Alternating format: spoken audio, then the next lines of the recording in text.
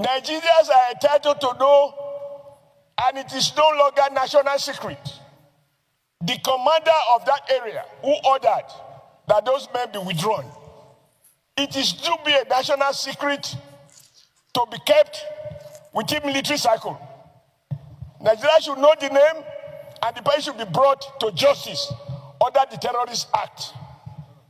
Number two, Mr. President. Is it the view of the Senate that the issue you just canvassed now, that should form part of our prayers? Yes. Those who support say aye. Aye. Those against say nay. The ayes have it. That is taken. Yeah. We will form part of our prayers. Mr. Yes, President, under your leadership, we have passed death penalty on terrorism. This parliament is on record as having done that. Mr. President, I am troubled when, after all the efforts that security agencies and the prosecuting authorities have to invest to secure conviction, because unfortunately the state cannot behave like a mob. So you have to prosecute, follow due process. I am troubled by the conflicting judgment by various high court judges, where the law says act of terrorism, if convicted, shall attract death penalty. No judge has a right to pronounce less than that. It is only when you have implemented the law, interpret the law, not the sentiment of a judge, the will of the people as conveyed in a law, then the president can decide if there are reasons for him to do so, whether to commute or to reduce.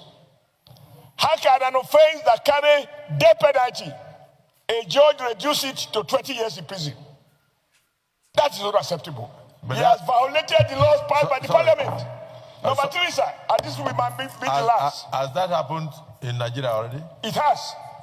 That somebody convicted of terrorism was sentenced to 20 years in prison. No. Can I be allowed to land?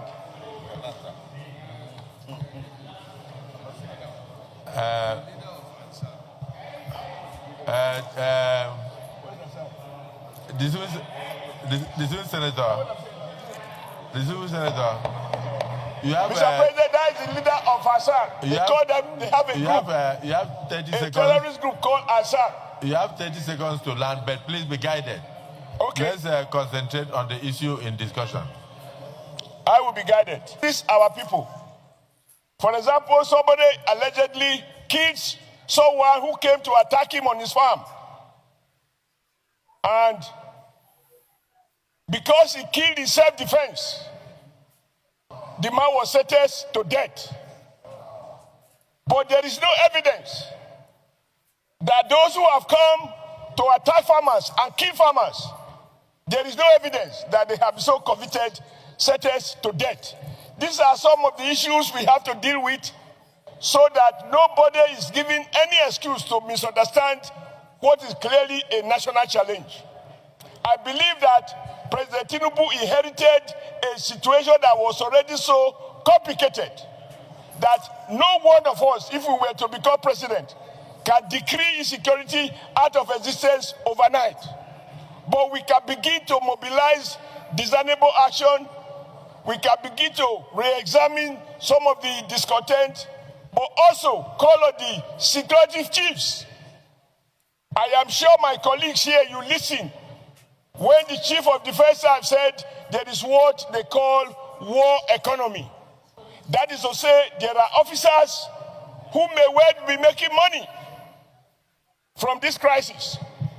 And that is why the issue of accountability, even on the part of the armed forces, is now a requirement that our relevant committees should be able to work on and ensure that we do not have saboteurs in the army or those who don't want the crisis to end, such that, we keep appropriating money, people are getting richer, and more Nigerians are being wasted.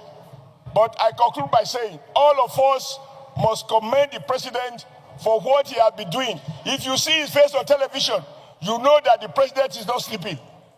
What we need is our collective wisdom to reinforce his own limited wisdom, because nobody has monopoly of wisdom, so that together we can find a holistic solution.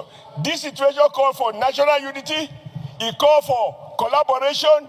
We must not talk as Christians or as Muslims. We must not talk as Northerners or Southerners, Easterners or Westerners. It's a national challenge, and we need a national solution. Thank you, Mr. President.